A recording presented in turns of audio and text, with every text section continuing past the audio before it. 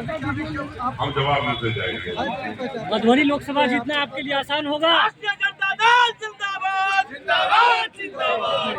मधुबनी लोकसभा चुनाव जीतना मैं उम्मीद करता हूं और उसी के लिए काम कर रहा हूं। हमारे जितने साथी हैं इंडिया गठबंधन के, चाहे वो राजद के नेता हों, कार्यकर्ता हों, चाहे वाम दल के सारे नेता हों, कार्यकर्ता हों, या कांग्रेस के सारे कार्यकर्ताओं नेता हों, उनका एक ही लक्ष्य है कि पहली मर्तबा मधुबनी में लालटेन जलाया जाए और अपनी लालटेन जलेगा। यहाँ पर पिछली बार 4 लाख अधिक वोट से एनडीए जीती थी। यहाँ पर माई समीकरण से ऐसा कहा जा रहा है कि उसमें से टूट गया था। इस बार मेहरबानी करके ये भारतीय जनता पार्टी नहीं, इस बार माई समीकरण, आप भारतीय जनता पार्टी का भाषा इस्तेमाल मत करिए। आपको बता देना चाह रहा हूँ, मुझसे इस तरह के जवाबों की उम्मीद मत रखिएगा। ये पार्टी सभी दल का है, सभी तरह के लोगों का है। आप हमें कुछ अक्षर दे करके दूसरे जो जाति के लोग हैं या दूसरे लोग उनको काटना चाहते हैं हमारे पार्टी से या हमारे गठबंधन से, ऐसा है नहीं। हमारे नेता तेजस्वी यादव ने ऐलान कर दिया कि ये A to Z की पार्टी है, ये नौजवानों की पार्टी है, ये बेरोजगारों की पार्टी है, ये किसानों की पार्टी है, समाज के अंदर जो बदलाव चाहते हैं ये उसकी पार्टी है। तो अब आप भूल जाइए वो सब जो आप लोगों ने क्रिएट किया था आज से 25 साल पहले, 30 साल पहले। हम लोग न तो सुनना चाहते हैं आपका MY, न उस पर चलना चाहते हैं, न वैसी कभी हमारी पार्टी की सोच है। मधुबनी से क्या आपका मतलब है? लोकसभा चुनाव का क्या एजेंडा, क्या है रोड मैप? एजेंडा ये है कि बाप बेटा ने मिलकर के पिछले 3 मरतबा से मधुबनी लोकसभा को जीता और ये तीन जितने 15 साल का वक्त हुआ। अगर आप ही पत्रकार भाई लोग यहाँ हो तो बताओ कि भारत सरकार से कौन कौन से काम इन्होंने कराए। वैक्सीन कोर्स की बात मत करना। और अगर दरभंगा आ जाओ, 13 साल, 13.25 साल मैं लोकसभा का मेंबर रहा और वहां पर क्या क्या काम हुआ है वो आप भी जानते होंगे। रेल चढ़ रहे होगा ट्रेन के ऊपर, वो भी मेरा ही लाया हुआ है दरभंगा। आज केंद्रीय विद्यालय है आपके, आप ही के लोकसभा में है। 2 ये जो आज देख रहे हो यहाँ नवोदय विद्यालय, ये मैंने फाउंडेशन किया था। और मधुबनी का जितना भी आपका ब्लॉक है, हर में कस्तूरबा गांधी आवासीय विद्यालय अली अशरफ फातमी का एज ए मंत्री दिया हुआ है। मेरा तो काम मिल जाएगा, मैं कुछ नहीं था आपके यहाँ, लेकिन इन दोनों बाप बेटे से पूछो कि 15 साल में मधुबनी के लिए क्या किया है। अगर कहीं पर भी एक काम भारत सरकार से लाए होंगे तो मुझे बता देना। बता दे रहा हूँ कि मैं मधुबनी को कभी अलग नहीं समझा। जब हम पहली मरतबा 95-96 में ब्रॉड गेज लाए दरभंगा, समस्तीपुर से दरभंगा कनेक्ट किया, तो आइडिया वहीं तक का नहीं था। उसको नरकड़ियागंज से भी जोड़ना था और आपके जयनगर से भी जोड़ना था। और आप याद करना कि जब लालू प्रसाद जी रेल मंत्री थे तो उसका फाउंडेशन भी किया उन्होंने और उसका हम लोगों ने उद्घाटन भी किया था। अगर याद नहीं हो तो आप देख लेना रिकॉर्ड में। तो कोई योगदान नहीं है। हमने दरभंगा में जो बहने वाली नदियां हैं, कमला, बागमती, जीवछ, इन नदियों के नाम पर, ताकि हमारी पहचान हो पूरे देश के अंदर, ट्रेनें चलाई यहाँ से। और 1-2 नहीं, आप उस हमारे वक्फी में आप यहाँ से बेंगलोर, यहाँ से हैदराबाद, यहाँ से पुणे, मुंबई, दिल्ली, पंजाब, गुवाहाटी और हर जगह आपने हर जगह का आपने सफर अली अशरफ फातमी की वजह से किया।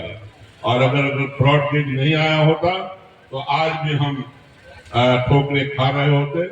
तो देखो हमने तो काम करके दिखाया है। पासपोर्ट ऑफिस तो जितना फायदा दरभंगा वाले को हुआ उतना ही मधुबनी वाले को हुआ।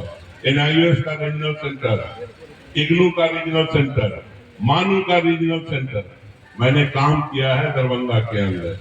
अब मैं मधुबनी आया हूँ, पार्टी ने मुझे भेजा कि जाइए वहां का भी विकास कीजिए, वहां को पार्टी को जिंदा कीजिए।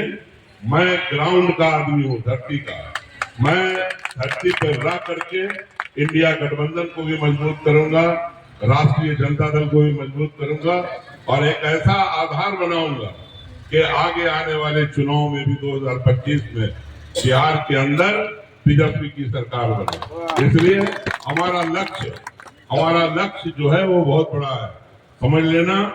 और अगर आप लोग गवाह हो कहीं पर भी कि अगर इन तीनों, मैंने कहा 3 टर्म के अंदर बाप बेटे ने कभी, हमने भाषण सुना है हुकुम देव जी का पार्लियामेंट के अंदर, लेकिन वो मोदी जी की तारीफ करने के लिए थी।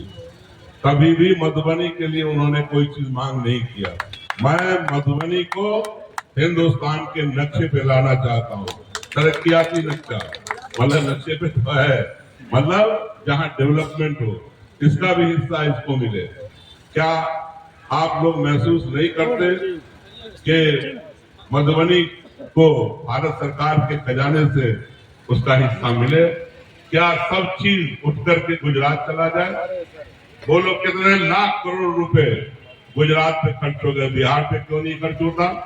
इसलिए साथियों, हम अपनी सरकार चाहते हैं दिल्ली के अंदर। इंडिया गठबंधन की सरकार दिल्ली में बनेगी और मधुबनी का विकास होगा। मधुबनी के विकास का मतलब मिथिलांचल का विकास होगा। मधुबनी के विकास का मतलब हिंदुस्तान में जो एक इलाका बिल्कुल दबा कुचला है, जहाँ शिक्षा कम है, जहाँ पे गरीबी है, जहाँ किसान परेशान है, जहाँ मजदूर परेशान है, नौजवान परेशान है। बोलो, याद करो, मोदी ने कहा 2 करोड़ लोगों को हर साल नौकरी देंगे। दे पाया? पूरे 10 साल के अंदर अगर 20 लाख 25 लाख नौकरी भी दे दिया हो तो बताना। तेजस्वी ने कहा कि अगर मैं सत्ता में आऊंगा, चीफ मिनिस्टर बना, तो हम 5 साल के अंदर हम 10 लाख लोगों को नौकरी देने का काम करेंगे। और सिर्फ 17 महीने में, आपको याद होगा नीतीश कुमार जी ने क्या कहा था कि 10 लाख नौकरी की बात करता है, बाप के घर से लाके देगा।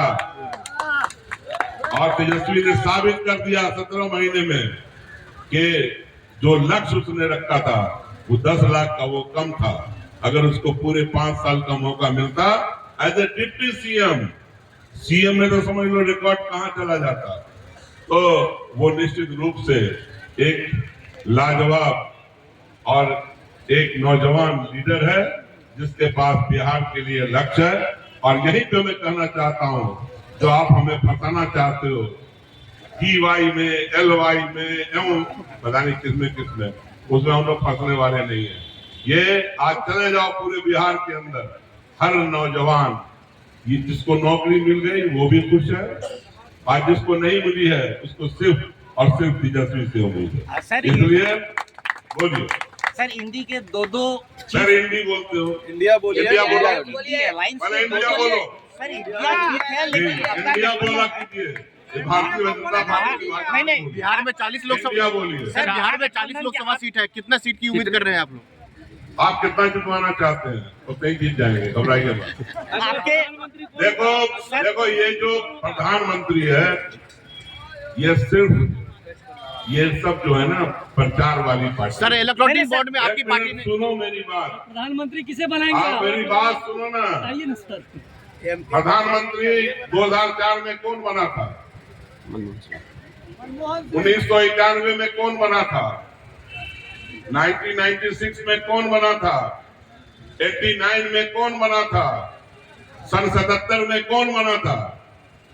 कोई प्रधानमंत्री तय हुआ था? बताओ। जिस दिन जीत जाएंगे हम लोग, रिजल्ट आ जाएगा, इंडिया गठबंधन बैठेगा, अपना प्रधानमंत्री चूज करेगा। महागठबंधन के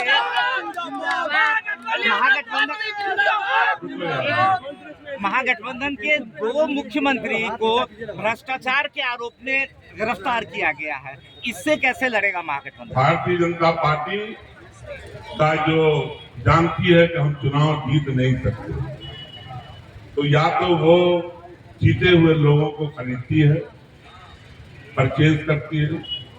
आपको याद होगा गोवा का असेंबली, आपको याद होगा मध्य प्रदेश, आपको याद होगा अभी का महाराष्ट्र, और जहां नहीं कर पाती है पैसों से, वहां पर हिंदुस्तान के ये जो ईडी है, इनकम टैक्स है, जितनी भी तरह की चीजें हैं, उसका इस्तेमाल करती है और इस्तेमाल करके दबाने की कोशिश करती है, और उसी दबाव में ताकि डर जाए लोग, वोट भी न मांग सके। बताओ, इलेक्शन अनाउंस हो गया, इलेक्शन अनाउंस होने वाला है, उससे पहले भी गिरफ्तार कर सकते थे आप, लेकिन आपने वक्त का इंतजार किया।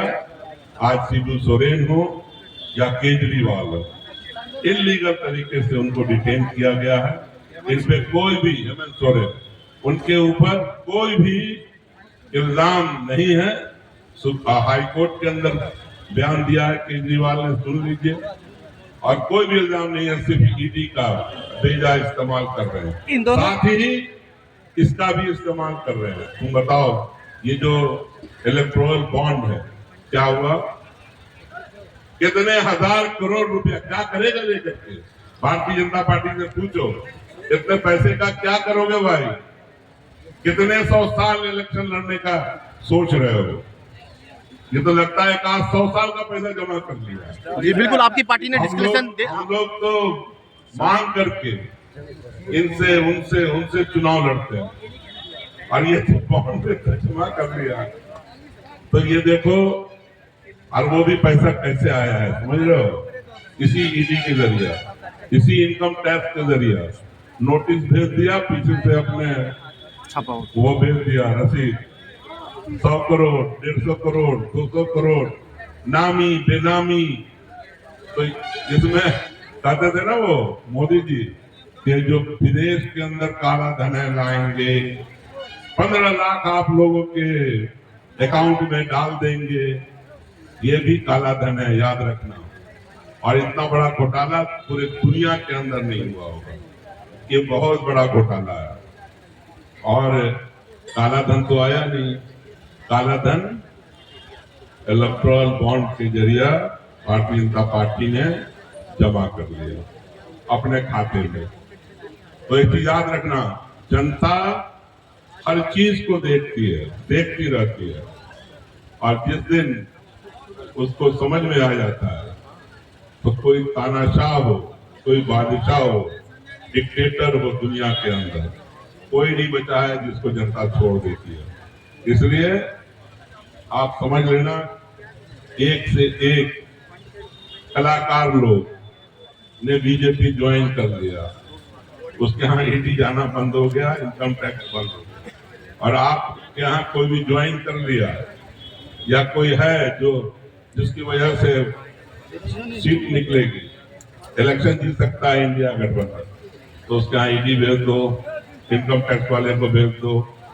तो इसलिए साथियों, आप घबराइए नहीं, झूठ पूरे देश को पता चल गया है, इनका गारंटी सब याद कर लो, 2 करोड़ नौकरी, 100 स्मार्ट सिटी, गंगा को साफ करेंगे, गंगोत्री से बे ऑफ बंगाल तक साफ गंगा का पानी बहेगा। कहाँ गया था? और इनसे पूछो, ये बहुत बड़े देशभक्त है, कितना 100 किलोमीटर एरिया आज चीन ने हिंदुस्तान का कब्जा कर लिया। उनसे पूछिए कि वो कब वापस लाएंगे। और कांग्रेस के बारे में मत कहना, कांग्रेस ने तो साबित किया है कि आज देश न्यूक्लियर पावर अगर है तो कांग्रेस की वजह से, अगर आज स्पेस के अंदर है आपका मुल्क तो कांग्रेस की वजह से। अगर आप याद करो कि अगर जितने भी आईआईटीज हैं, जितने भी बड़े इंस्टीट्यूशंस हैं, उसको बनाया कांग्रेस ने, चाहे एजुकेशनल इंस्टीट्यूशन हो, चाहे जो भी